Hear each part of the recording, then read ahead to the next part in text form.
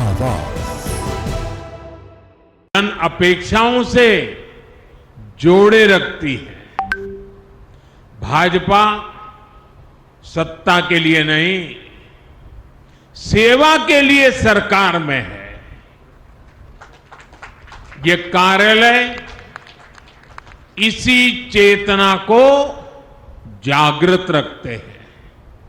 इसलिए हमें निरंतर प्रयास करते रहना होगा कि दिल्ली भाजपा के इस नए कार्यालय की पहचान यहां की सुविधाओं से नहीं, बल्कि जन सुनवाई और जन सेवा से होनी चाहिए।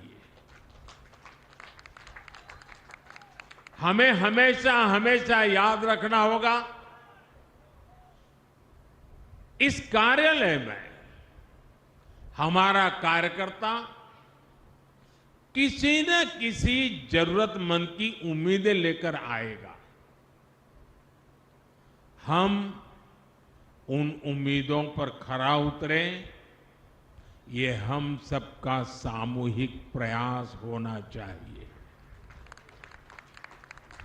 इस कार्यालय में बैठकर लिए गए निर्णयों में जितनी संवेदना और सेवा भाव होगा, उतना ही दिल्ली के लोगों का हित होगा।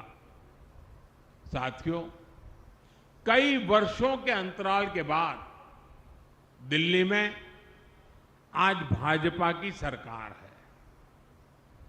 दिल्ली के लोगों ने अपने सपनों, अपने बेहतर भविष्य की उम्मीद भाजपा पर जताई है।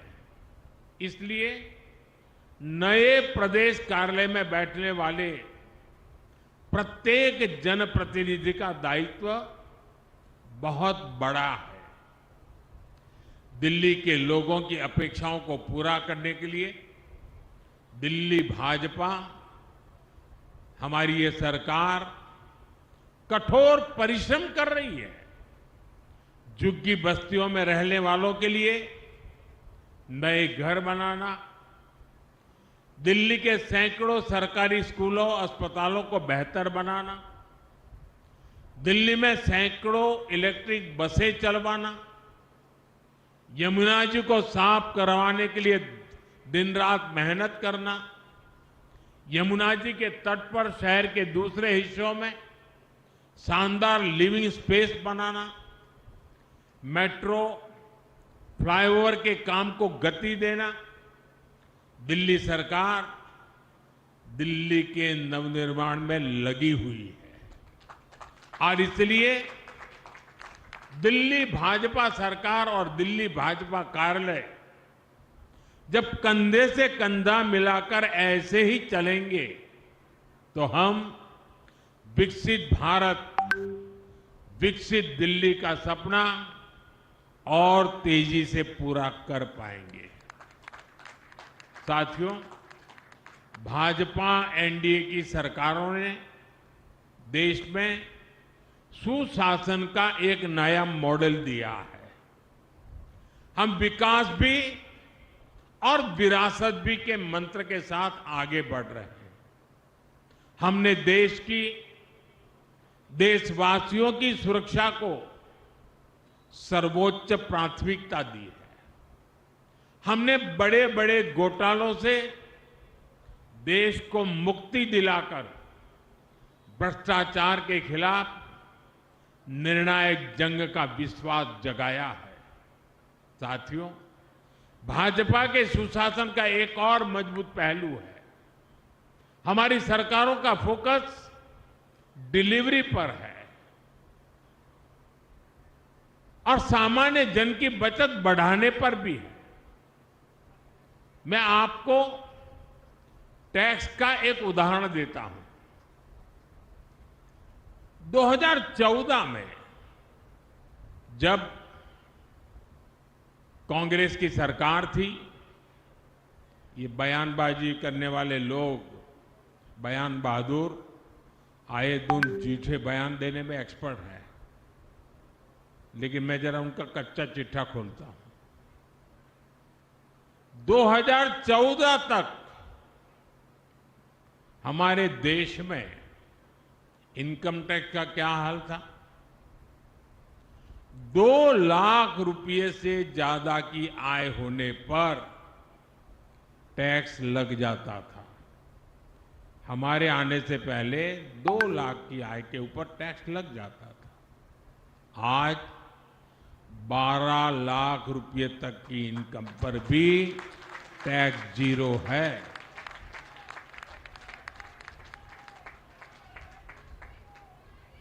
साथियों, यही स्थिति गुड्स और सर्विसेज पर लगने वाले टैक्स की भी थी। 2014 से पहले अगर एक सामान्य परिवार अपनी रोज की जरूरतों पर साल में 1 लाख रुपया अगर खर्च करता है तो उसे करीब 25,000 रुपया टैक्स देना पड़ता था। ये मैं 2014 के पहले की कथा सुना रहा हूं। हम 2017 में जीएसटी लेकर आए तो सामान सस्ते हुए, टैक्स भी कम हुआ और अब नेक्स्ट जनरेशन जीएसटी रिफॉर्म के बाद 1 लाख के खर्च पर उस परिवार को सिर्फ 5 या 6 हजार रुपये का ही टैक्स देना पड़ता था। यानी 11 साल पहले की तुलना में सीधे करीब 20,000 रुपये की बचत उस परिवार को हर साल तय है। अगर इनकम टैक्स और जीएसटी इस बचत दोनों को मिला ले तो हर साल देशवासियों के करीब 2.5 लाख करोड़ रुपए की बचत होने वाली है। साथियों, भाजपा सरकारों के हर नेक काम का लाभ हर लाभार्थी तक पहुंचना जरूरी है। इसके लिए भाजपा के हर कार्यकर्ता को हमेशा जागरूक रहना है, निरंतर काम करना है। आज के इस शुभ अवसर पर जब इतनी बड़ी संख्या में नए पुराने सभी कार्यकर्ताओं से मैं मिला हूं तो मैं आपसे कुछ मांगने के लिए भी अपेक्षा लेकर के आता हूं। और आप तो भली भांति मुझे जानते हैं कि मैं ऐसे ही काम नहीं करता, कुछ काम आपको भी देता रहता हूं।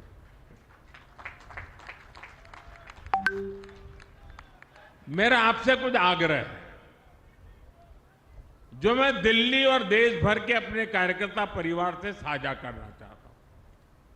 हमें यह सुनिश्चित करना है कि नेक्स्ट जनरेशन जीएसटी रिफॉर्म्स का फायदा सामान्य से सामान्य व्यक्ति तक पहुंचना चाहिए।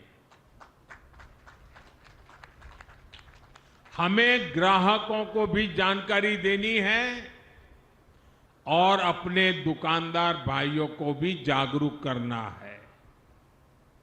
जहां हम विपक्ष में हैं, वहां तो हमारी जिम्मेदारी और अधिक बढ़ जाती है। वहां जो सरकार है वो जीएसटी में कमी का पूरा लाभ जनता को दे, ये हमें पक्का करना ही होगा। ये विपक्ष में बयानबाज लोग हैं, वो करते उल्टा है। ये हिमाचल वालों ने जैसा ही हमने जीएसटी से दाम कम कर दिया तो उन्होंने सीमेंट में पैसा बढ़ा दिया और तिजोरी भरने का खेल शुरू कर दिया। यानी जो जनता को मिलना चाहिए, जो जनता के हक का है, वो हिमाचल में सरकार लूटने में तुरंत उसी दिन लग गई। साथियों, हमें भारत को आत्मनिर्भर बनाना है और स्वदेशी को अपनाना है।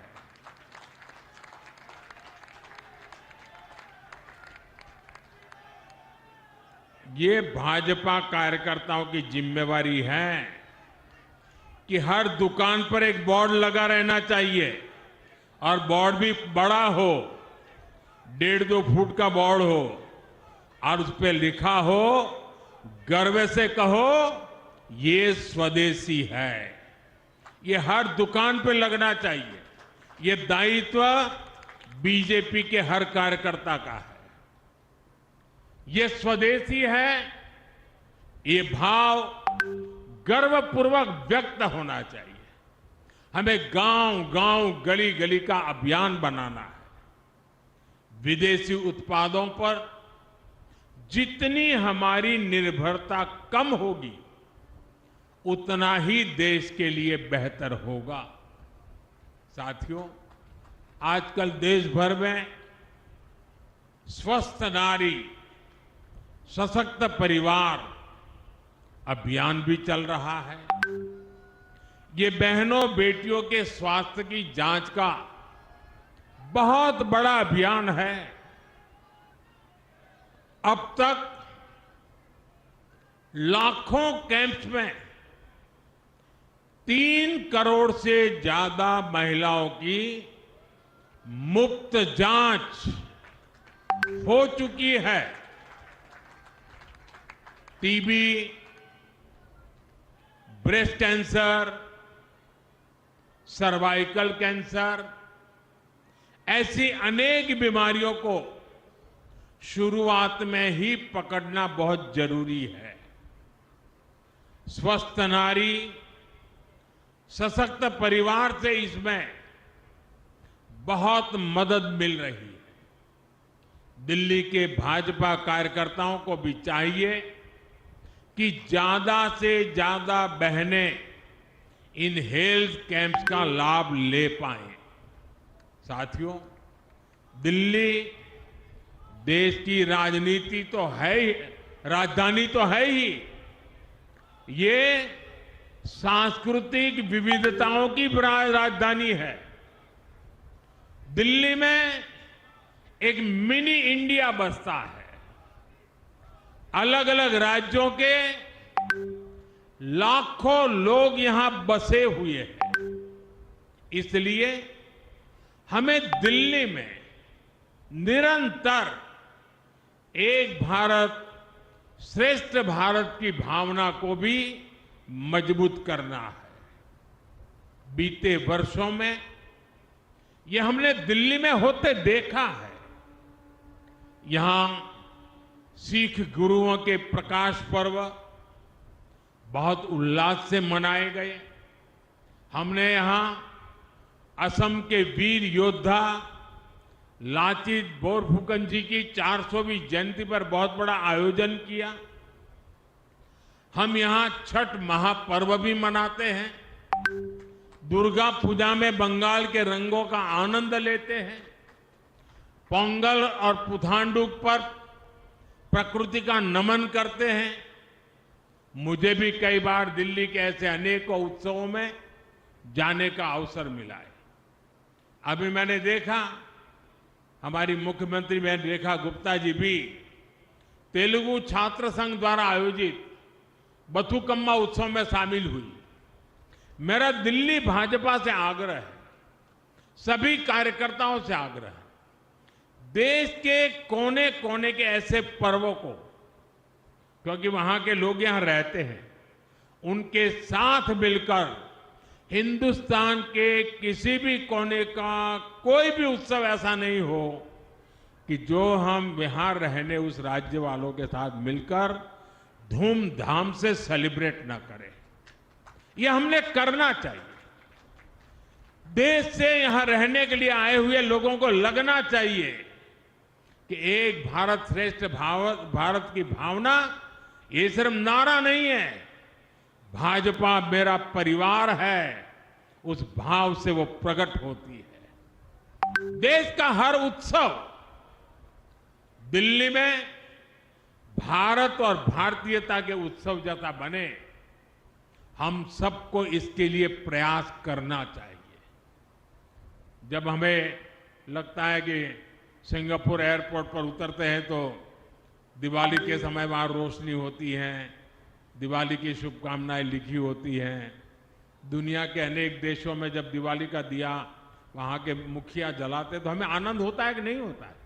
हमें गर्व होता है कि देखिए हमारे देश की दिवाली महामना।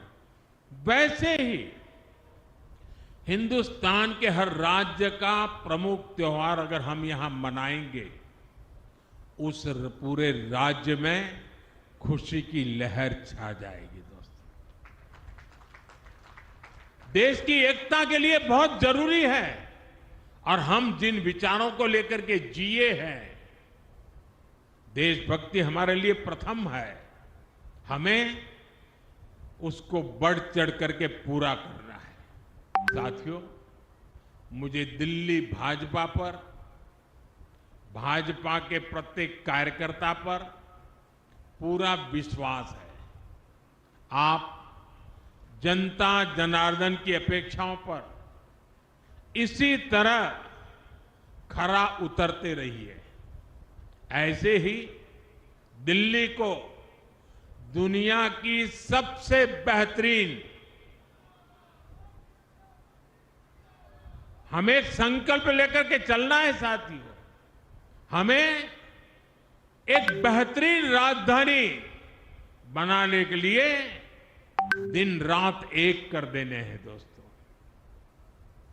और मुझे पूरा विश्वास है कि आप जब ये करेंगे ना तो देश बड़े गर्व से भर जाएगा, देश के हर कोने में, कि हमारी राजधानी ऐसी है और ये हमें करना चाहिए साथियों। एक बार फिर आप सभी को इस नए कार्यालय के लिए आने वाले विजयादशमी, दीपावली और छठ पर्व की मैं बहुत बहुत शुभकामनाएं देता हूं। मेरे साथ बोलिए, भारत माता की, भारत माता की, भारत माता की। बहुत बहुत धन्यवाद।